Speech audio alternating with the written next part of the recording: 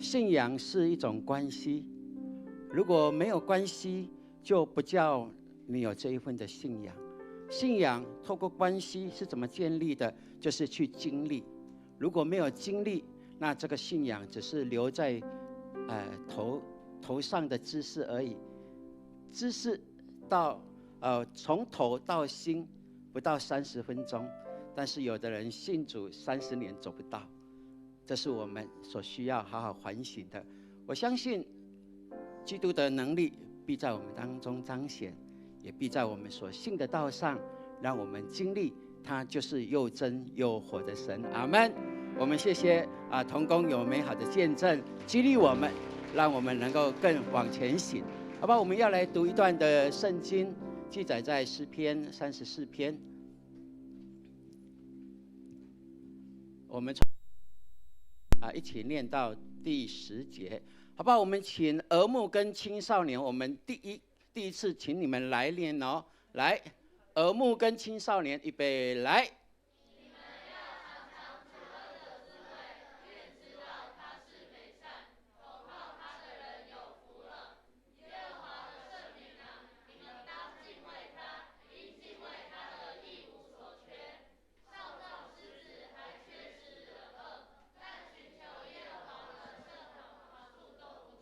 阿们。你们年轻人跑得比较快，要等弟弟妹妹一下嘛。好，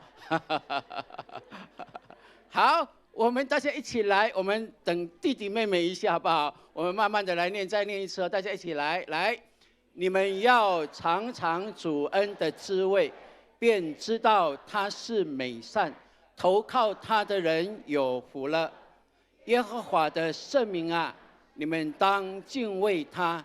因敬畏他的一无所缺，少壮狮子还缺食忍饿，但寻求耶和华的，什么好处都不缺。阿们。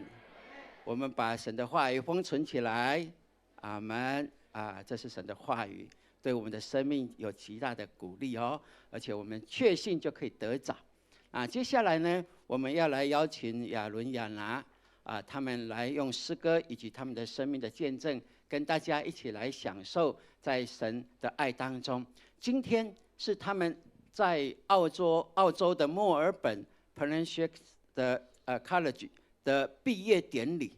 好，今天是他们的毕业典礼啊，他们的神学院的毕业典礼。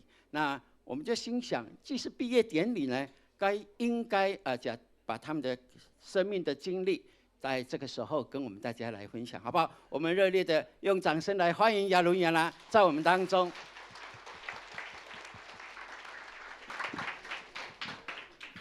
弟兄姐妹，大家平安。好，在我们开始见证之前呢，我们想要用一首歌来一起赞美我们的上帝。那这首歌是我们在澳洲教会那边他们写的歌，所以不是我们写的。然后我们为什么要来赞美上帝呢？因为我们想在见证之前，先把一切荣耀都归于神。阿们吗？阿们。那我们请大家从座位上起立。好，我们用就是这首歌来赞美他。我们一起来拍手。我有种无法解释的感觉，如我焚烧的赞美不停歇。全人全心完全的自由，因你的爱断开了锁链，因为你的降临拯救我生命，我高声欢呼，因为你对我真好。我用尽全力大声赞美你，我们一起举起手，我全人全心都要赞美你。当我赞美，天堂要降临。The King of Kings is all around。用尽全力让赞美飞翔，赞美的声音大声嘹亮。当我赞美，天堂要降临。The King of Kings is all around。大家一起跳起来！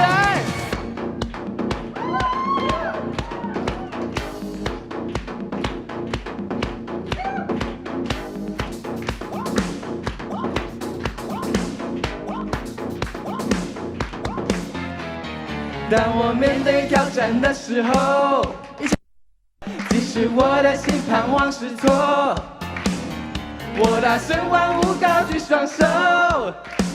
你的同在是应许之地，因为你的降临拯救我生命，我高声欢呼，因为你对我真好。我用尽全力大声赞美你，我全人全心都要赞美你。当我赞美天堂要降临 ，The King of Kings is all around。用尽全力让赞美飞翔，赞美的声音大声嘹亮。当我赞美天堂要降临 ，The King of Kings is all around。大家一起跳起来，哎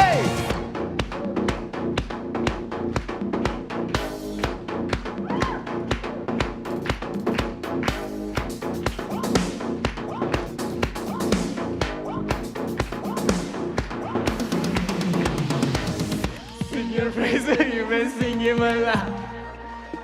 Sing your praise till you move rise on the clouds. 青少年们 ，Come on, come on, come on， 大家跳起来！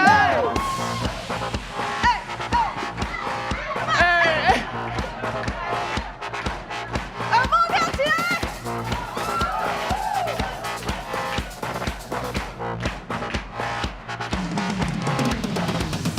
用尽全力大声赞美你，我全人全心都要赞美你。当我赞美天堂要降临，一起来宣告 The King of Kings is all around。用尽全力让赞美飞翔，赞美的声音大声嘹亮。当我赞美天堂要降临 The King of Kings is all around。最次大家跳起来，喂！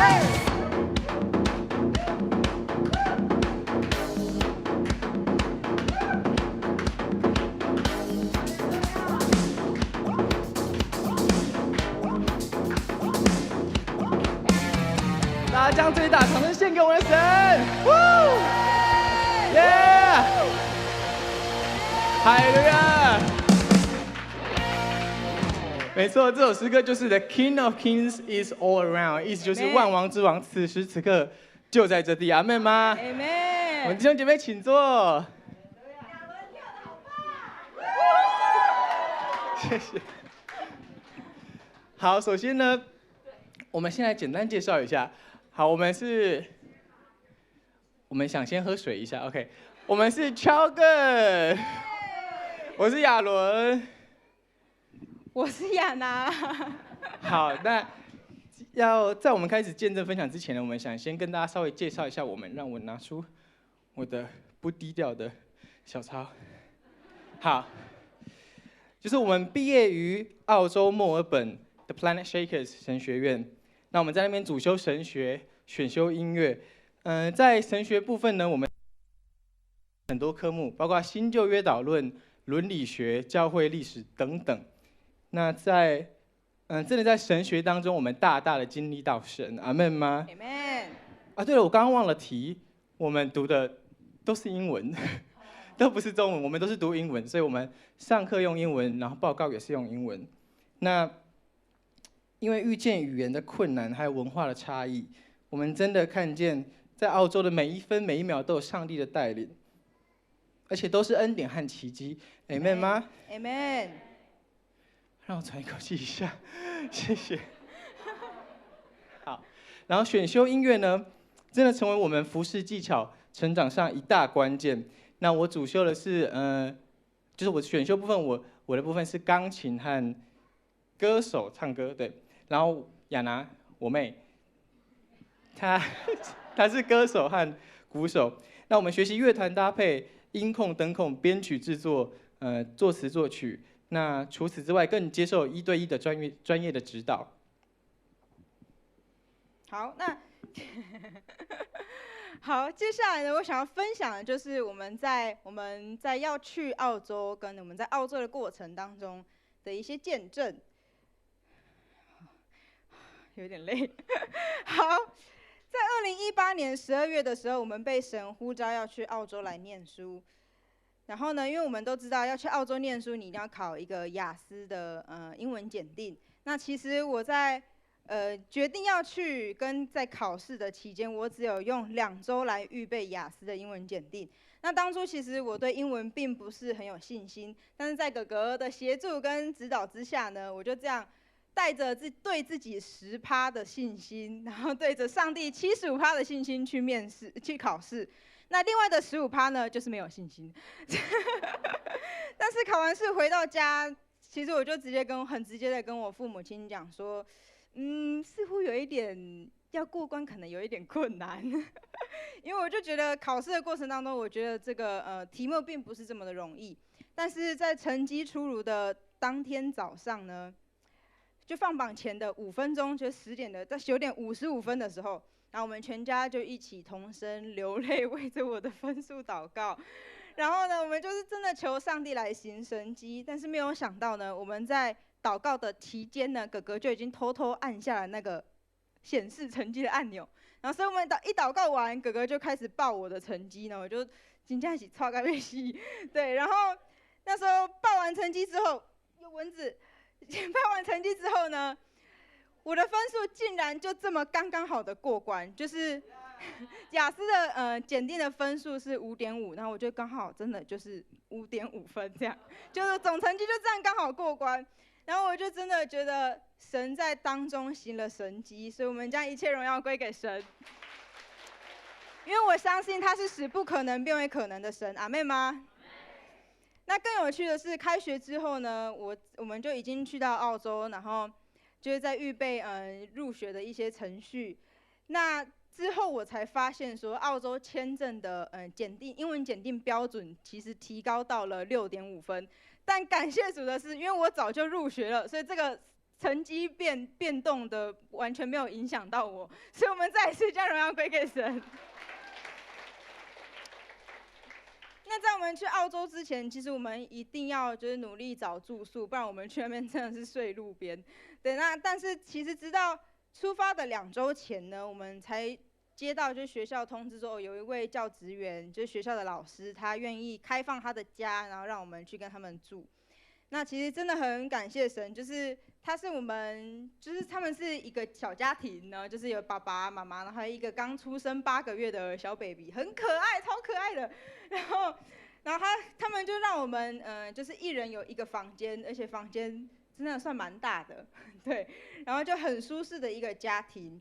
然后也因为学校就是他们爸爸是学校的教职员，所以还有再加上呢，他们的那个妈妈呢，她其实算是我们的学姐，就她以前也念过我们学校，所以在课业上他们其实给我们很多的帮助，而且他们完全就是免费的来指导我们的英文，就是在语言上真的给我们很大的帮助。就他们也会就是报告我们写完之后，我们就提前拿给他们看，然后他们就帮我们看说，哪个文法可以怎么写，然后有时候可能他们就会问我们说，你这个是要这个意思吗？然后我就对啊，这个意思，对，就是很有趣。但是也透过这样，其实我们在语言上面，我们真的进步了很多。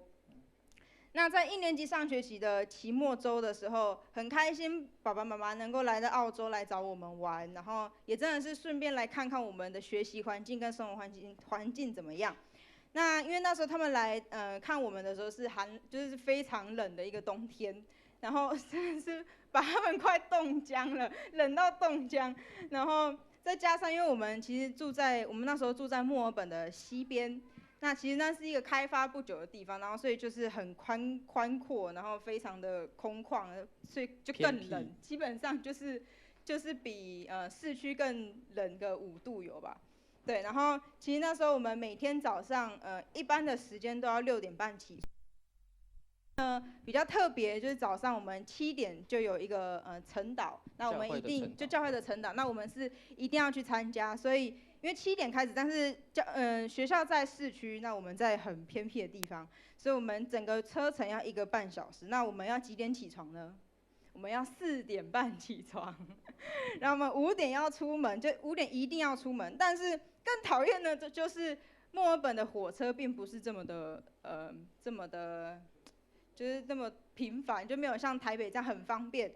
就是他们有时候可能会火车班次可能会误点啊，然后火车可能会故障啊，我也不知道谈故障啦，但是就很常让我们遇到就是没有车的状况。所以我们有时候学校就可能会迟到一点点，但是学校都能够理解，但是我们也都是尽可能的就是赶去学校。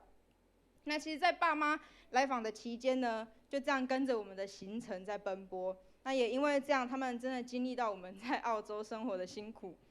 那结果一放假呢，就他们来了之后，我们期末之后1个礼拜之后，我们就放暑假不寒假。对，然后我们放寒假的时候，我们2个就因为这样，所以我们病倒，所以他们就刚澳洲照顾我们2个生病的小孩。所以我们真的谢谢爸爸妈妈。对，那后来经过我们全家一番的讨论啊，我们为了不要让我们花这么多的精神跟体力在交通的奔波上面，所以我们决定就要搬到市区。但是再来的挑战就是我们要在市区找到房子，那市区的房价又比较高，所以我们就一直祷告，然后迫切的祷告。那在一次的祷告当中，我看见了一个异象，就是我们的房子是白色的墙，就我们走进去的时候呢，就是一片白色的墙。然后有一大片的落地窗，那落地窗看出去呢，我们可以看到大海。然后那时候妈妈一听到，其实她就觉得说，这怎么可能？在市区怎么可能看得到大海？但是我们就这样凭着信心祷告。那我们真的找到一个房子，然后我们就要准备去看这间房子。那我们一走进去的时候，就看到白色的墙，然后一大片落地窗，然后真的看出去，我们除了看到城市之外，我们看得到大海。然后我就很开心的跟哥哥偷偷讲说，这就是我们家了，这样。然后我们就很开心，然后真的就是特别在我们祷告的时候，然后妈妈也有得到一个领受，就是说我们租的房子一定就是真的求神让我们租的租金呢，1个礼拜在澳币400元左右。然后呢，没想到我们看到那间房子，我们租到了资金就是1个礼拜450元的澳币。我们将一切归荣耀给神，因为我们上帝真的垂听我们的祷告，就如同经上所说的，凡叩门的他就为我们开门，凡祈求的他就回应我们的祈求。也如同诗篇我们刚刚所读的诗篇，他说凡投靠他的人都要蒙福。阿们吗？阿们。阿们。那在我们上课，在澳洲上课的期间，其实我们遇到非常非常多的挑战，对我们来说也真的是一大的突破，然后也整个过程都非常的辛苦。那当时我们其实我决定要去的时候，我真的并没有想太多，我就是只是单纯的顺服神的旨意，顺服神的呼召，然后我就这样去。那其实真的没有想到，在语言上的挑战，然后写英文报告的挑战，真的才是魔王的考验。那1年级、2年级，每次我写报告的时候，我绝对哭。就是哭到那种卫生纸都一次就用完这样，然后我就每一次写每一次哭。那甚至在我第1年的期末报告的时候，我就打电话跟我妈妈讲说，妈，我放弃了，我要回家，我要回台湾，我真的觉得太困难了。但是我真的就是在整个预备报告的写报告的过程当中，其实对我们来说很大的挑战，就是因为我们要读原文书，那我们还要查资料，全部都是英文的。然后，所以我完成一份报告的时间，大概是当地学生花费的时间的3到4倍。就他们可能用1个小时写200个字，我可能要用4个小时写200个字。那一路走来，其实我跟哥哥真的相依为命，那我们彼此鼓励。最有印象深刻呢，就是我们在2年级写作业的时候，然后我们真的写得很辛苦，因为2年级的难度是比1年级我觉得大概5倍有，就跟5倍的困难。那其实那时候我们在写报告的时候，我写到真的觉得很累，写不下去。然后哥哥就做了一个很温暖的举动，他就拿了他的毛巾，然后去浴室，然后弄热水，然后弄上温温的热毛巾，然后他就说：“妹妹来敷脸。”然后我就真的觉得好舒服哦。然后他就说：“来休息一下再出发。”我就觉得真的感谢神，让哥哥跟我真的是我们2个真的是去那边相依为命，然后彼此鼓励，然后也真的一起走过这一段时间。那其实我们在今天能够这样毕业，真的是上帝成为我们的力量。因为如果没有神，我们真的做不到。因为有了神，我们才能够突破我们自己，然后让我们经历到神的恩宠。那也常常让我们想到我们当初顺服上帝呼召的时候，我们去的那种初衷，然后跟那种愿意委身给神，那愿意献上我们自己给神的那种感觉，所以也成为我们不放弃的动力。那也真的见证了圣经上所说的，有人靠车，有人靠马，我们靠的是万军之耶和华。那在澳洲这2年半的学习过程呢，其实神也开启了我们音乐创作的路线，让我们在那边能够一边学习，一边写很可怕的英文报告呢，一边我们还有这样的时间来玩我们的音乐，来作词作曲。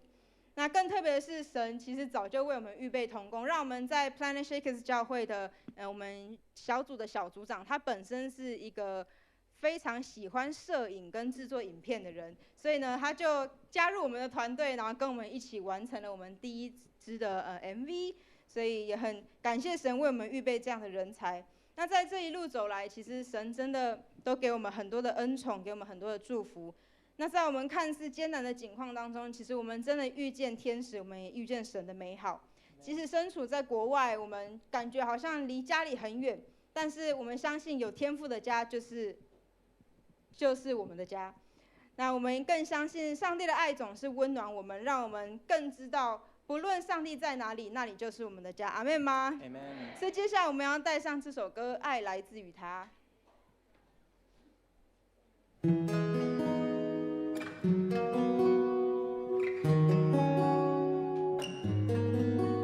曾经觉得自己被世界遗忘，在乎每个人看我的眼光，从没想过自己会因为这样再次远离充满爱的家。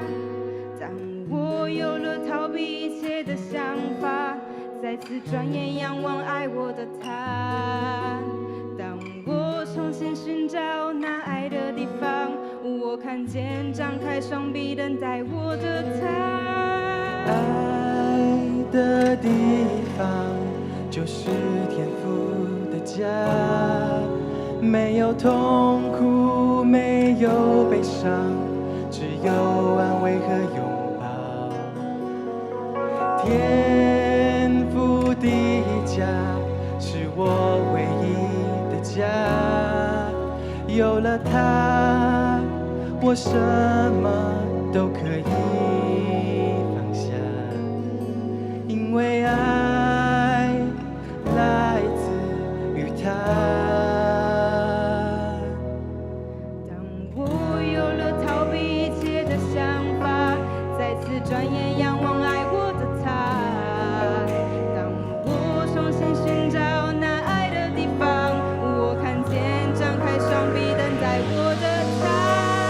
爱的地方就是天父的家，没有痛苦，没有悲伤，只有安慰和拥抱。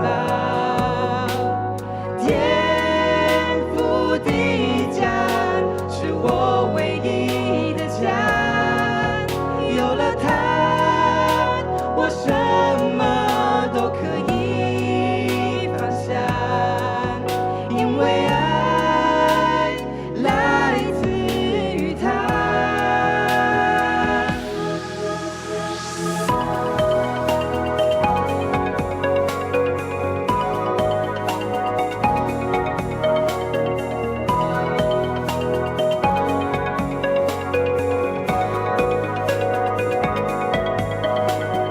在爱里面没有惧怕，因它温暖我心房。就算被世界遗忘，我只在乎拥有它。在爱里面没有惧怕，因它赐给我力量。就算被世界捆绑，我因着他的释放。在爱里面没有惧怕，因它温暖我心房。就算被世界遗忘，我只在乎拥有它。在爱里面没有惧怕，因他赐给我力量。就算被世界捆绑，我因着他的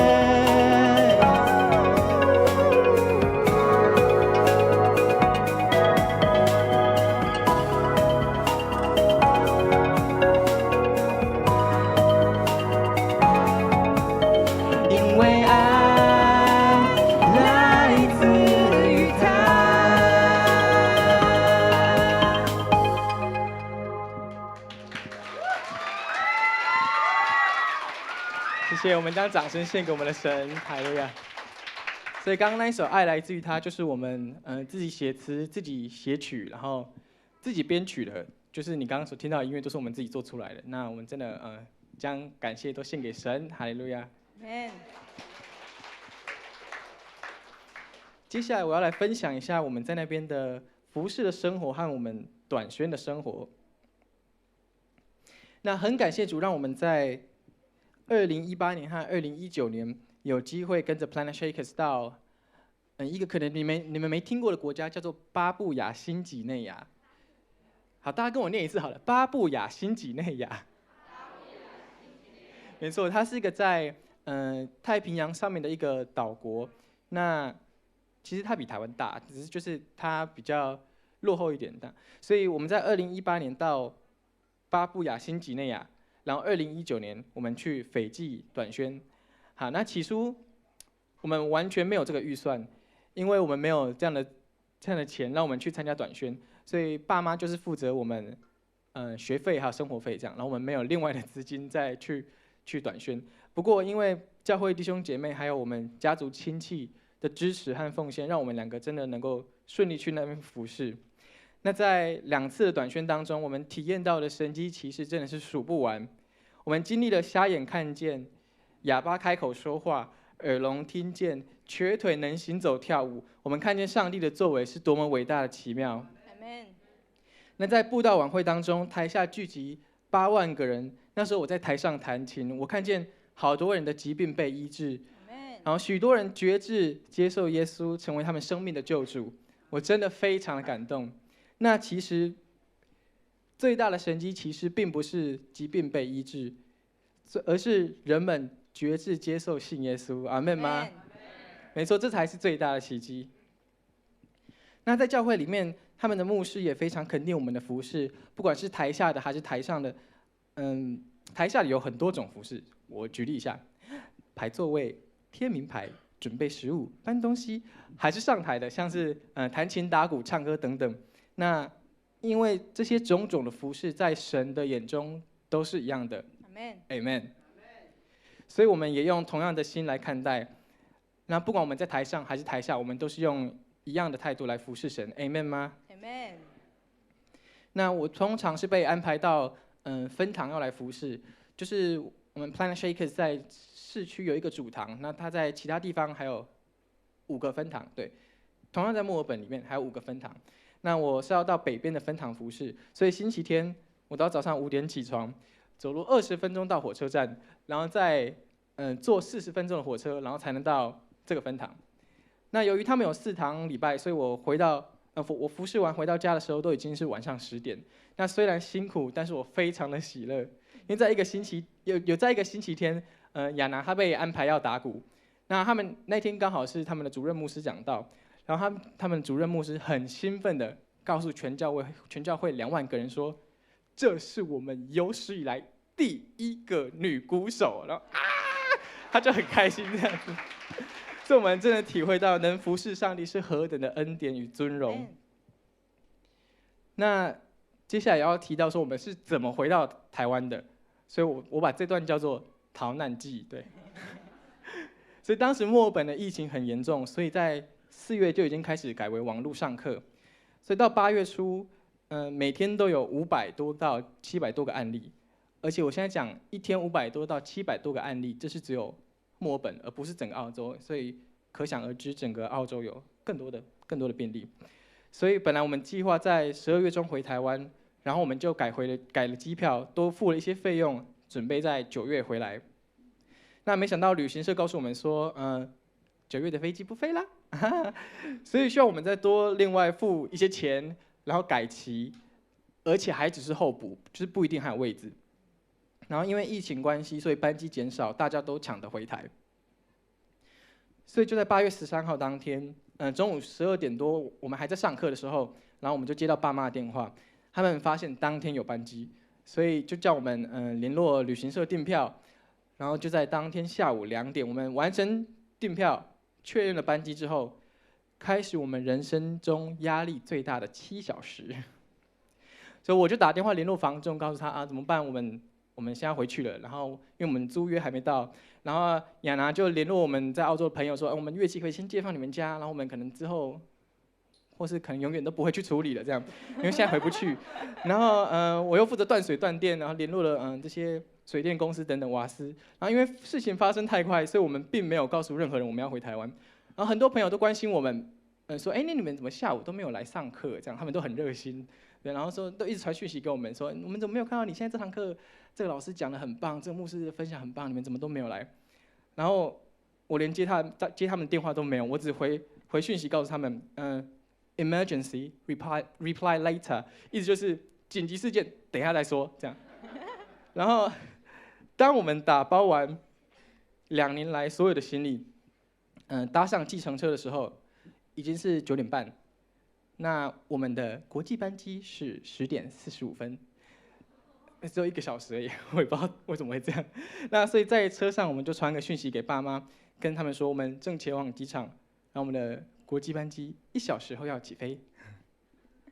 所以他们就在家里为我们流泪祷告呼求，等待我们的消息。那在高速公路上我们紧张的要死，但是很奇怪，就是路上完全没车，所以我们想说，哈利路亚，感谢主，我们可以一路飙过去。但是那时候的速限就是80，然后计程车司机他也不可能超速，所以我们就一路80到机场这样。所以当我们抵达机场的时候是10点钟，大家还记得我们的班机是什么时候吗？10点45分，对。好，我们10点抵达机场，机场很空，整个当晚只有这一班飞机有飞。然后我们就立刻跑去柜台那边check in， 我们行李很多 check in 完，整个机场就只剩下我们2个人了。那好，我们 check in 完了，时间10点35分，大家还记得飞机什么时候飞吗？10点45分飞。所以我还问空服员说，我们需要跑步吗？然后空服员很悠哉地告诉我们，不用，你们快走就好。然后这可能就是他们的一种礼貌吧，我也不知道。那所以当我们快走去检查行李和海关的时候，海关人员还很开心说：“你们是最后2位，结束你们2个，我们就可以下班了，耶！”所以我们就好，海关跑完之后，接下来非常尊荣的时刻到了，2位空服员就护送我们快走，经过员工通道，然后一路上了飞机。那最终我们顺利的登机，在8月14号返台，抵达台湾。那真的非常感谢上帝，即使我们度过人生中压力最大的7个小时，但因为上帝的保守，还有教会弟兄姐妹的带导，让我们真的是顺利逃回来。阿们。阿们。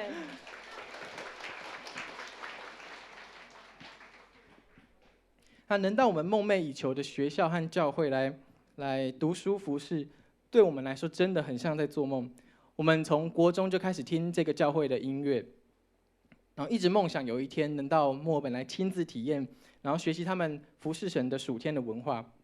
没想到上帝真的带领我们到澳洲去。出乎意料的是，亚拿本来是打算继续留在美国，但是上帝的意念高过我们的意念，他让我们一起到澳洲，让我们能彼此照顾，煮饭给对方吃。然后而且大家对我们2个都非常印象深刻，他们对我们的印象就是那对来自台湾的双胞胎这样。其实我们并不是双胞胎，我们同月同日生，但是隔了3年，只是他们就以为我们是双胞胎，因为我们每次都在一起这样。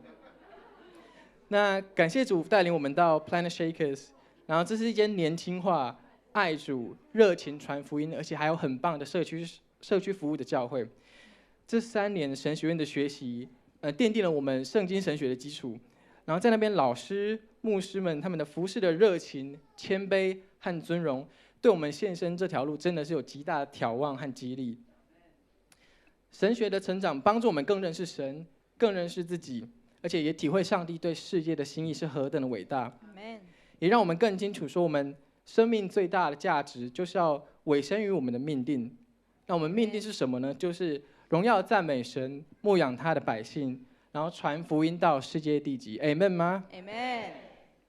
那因为上帝的恩典和带领，加上爸妈的破产，我们才得以开眼界，然后被上帝装备，然后将在澳洲的所学和分享分赐给你们。我们在澳洲的每一天都是神迹，也见证了上帝对我们的爱。所以接下来呢，我们就要用这首诗歌叫做《梦想飞翔》。那它也是我们两个写的歌，那也是这礼拜我才刚做好的音乐，对，就是刚出炉的，很新鲜，还有面包香味的那种。好，那我们就用这首诗歌来赞美我们的神。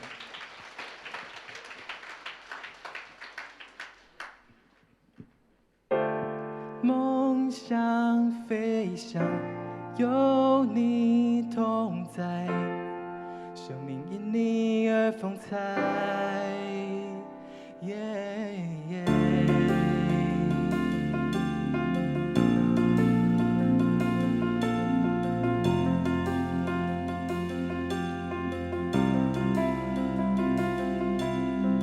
当我再一次抬起头，对未来方向一片空，你却一再的对我说，你才是梦想的源头。当我抛下一切忧虑，全心全意来跟随你，我要全然放下自己，凭信心勇敢向前进。梦想飞翔，有你安排，让每分每秒见证你的爱。梦想飞翔，有你同在，生命因你而风采。当我抛下一切忧虑，全心全意来跟随你，我要全然放下自己，凭信心勇敢向前进。梦想飞翔，有你安排，让每分每秒见证你的爱。梦想飞翔，有你同在，生命因你而风采。就算再一次被打败，你赐我力量站起来。因我相信有你会为我挪开，唯有你是我心所爱，你是我生命有期待，是你让我的梦想有未来。梦想飞翔，有你安排，让每分每秒见证你的爱。梦想飞翔，有你同在，生命因你而风采。梦想飞翔，有你安排，让每分每秒见证你的爱。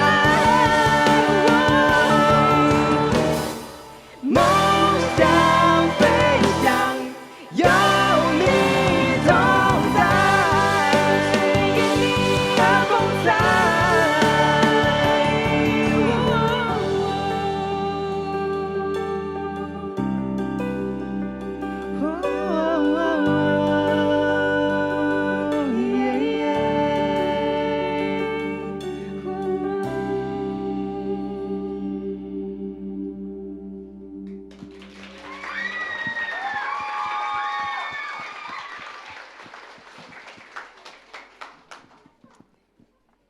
那在我们今天的经文提到，就是你们要尝尝主恩典的滋味，便知他的美善，而且敬畏他的人就必一无所缺。所以我们在澳洲的每一分每一秒都经历到主的恩典。那因为我们热情渴慕的服侍神，我们真的是一无所缺。阿门。最后，在我们结束今天的见证之前呢，我们想要用掌声来尊荣在座的弟兄姐妹和牧师，谢谢你们的带导和关心，还谢谢你们的爱，所以我们要掌声，对。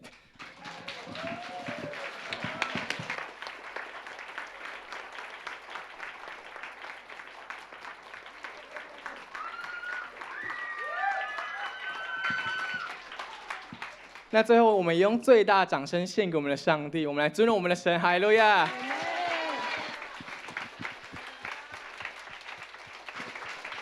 好，我们今天就到这边结束，谢谢大家。谢谢。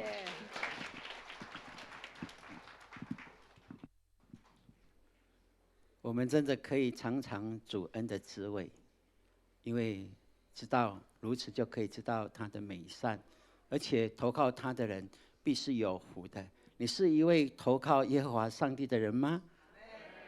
我相信，如果你有这样的机会，更深的认识这位上帝，你会知道，真的明白，要可以尝尝他恩典的滋味，那是非常美好的。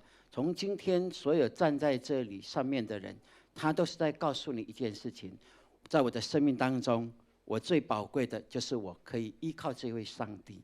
而你呢？不管你信主多久的，你都应该不断的来反省，我跟神的关系如何。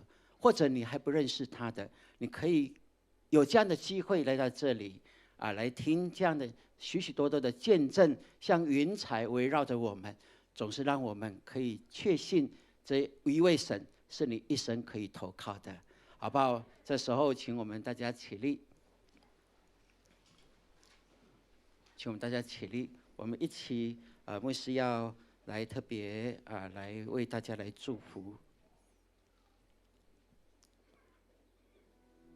在生命当中一定有挑战，若不挑战，生命就没有所谓的光辉；若不愿意接受挑战，就没有成长的机会。而我们相信，在你的生命当中，神每一刻都有他特别的安排。不管你已经信主了没，还是你还不太认识这位耶稣，然而我要告诉你，你的生命都是由他为你所命定。所谓命定，就是他已经安排好了，但是你有没有走在他安排的道上？有没有享受在他的其中？所以我们说要尝尝主恩的滋味，就是你要去经历这位神跟你直接的关系。如果你没有经历，那你所信的就是空无的东西。然而当你愿意跟主说，主啊，我知道我现在的处境都在你的安排里面，我要更多来投靠你，我要更多相信你是我唯一可以依靠的神。如果你有这样的一个感动，如果你有这样的一个感动，你可以跟主说，主啊，在这个时候，我愿意举起我的手来，我要把我生命、我的生活里面，我自己没有办法对付的，自己做不来的，自己觉得很艰难的事情，我在这个时候要交给你。我求主耶稣，你的手牵引着我，让我知道你带领我，必然可以胜过这一切。亲爱的弟兄姐妹，如果你有这样的一个需求，有这样的一个盼望的，好不好？你可以把你的手举起来，我需要特别为你来祷告。哈利路亚！主，我谢谢你，让我们有这等机会来这里享受赞美的最高阶层的一个时刻，就是把我们生命当中一切可以对你表达的爱戴、尊荣都归给你。我们也相信，当我们开口赞美你，当我们的对象对准你的时候，你的宝座就设立在这里，而你的宝座在这里，表示你就在这其中。你看我们对你的赞美，因此你的全能运行在这其中，这就是天国，就是属你的国度。我们相信，我们都是你所创造你的百姓，所以我们这个时刻，既然能够来到你的宝座前，既然你是一位施恩典怜悯的神，既然你是创造宇宙万物的真神，我们知道，我们既是从你而出，你就看我们为宝贝。主，谢谢你，你爱我们，你必然为我们解决生命当中的难题。所以，亲爱的弟兄姐妹，我们感谢主，主啊，你已经看见这些举手的，他们有他们家庭的难处，有健康的问题，有他们的工作经济的需要，有他们在学习学业上的需求。主啊，让他们可以全然看见，既然我们都是你的宝贝，你就必然帮助我们，让我们有更高的眼光来看见主，你乐意把恩典、福分、能力赐给我们，让我们开启属灵的眼光，来看见你的同在，来看见你在难处当中已经为我们掌权了。你预备好了，当我们呼求你名的时候，你的能力权柄就运行下来，叫我们全然的归向你，好让我们安心，把我们一切的难处交在神你的手中。主啊，你应许我们，你说成就成，你成就这成就，你说是就是是，所以我们谢谢你，因为你愿意把你的能力在我们最难的当中，把我们排开一切的困境。主啊，你透过十字架让我们恢复跟你的关系，以至于我们看见我们所有的难处都已经解决了，不是在等候解决，是已经解决了。帮助我们用信心来看见你同在我们的难处当中。谢谢你，一切的答案都在你里面，叫我们可以全然依靠你。感谢你听我们的祷告，主啊，这时候你圣灵运行下来，按着我们举手的这些弟兄姐妹，透过他们的指尖，主啊，你圣灵运行下来，那一股软流让他们经历从指尖慢慢流露下来，到他们的心窝，到他们的脚尖，让他们经历你是又真又活的神。谢谢你，当我们有这样的领受，我们就知道你应许我们的祷告。谢谢你听我们的祷告，奉靠耶稣基督宝贵的圣名，阿们。